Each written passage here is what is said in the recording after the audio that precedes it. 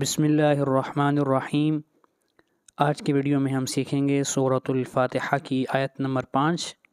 تو اپنا 1 منٹ نکال کے اس آیت کو ٹھیک کر لیں۔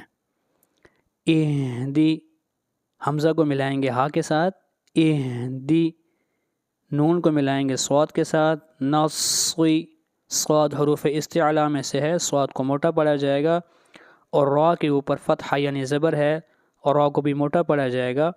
اہدینا الصراط، را کو کھینچ کر پڑھیں گے 1 الف کے برابر۔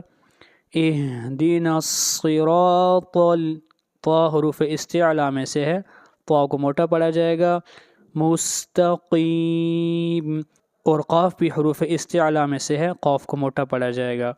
ابھی مکمل آیت میرے بعد پڑھیے گا۔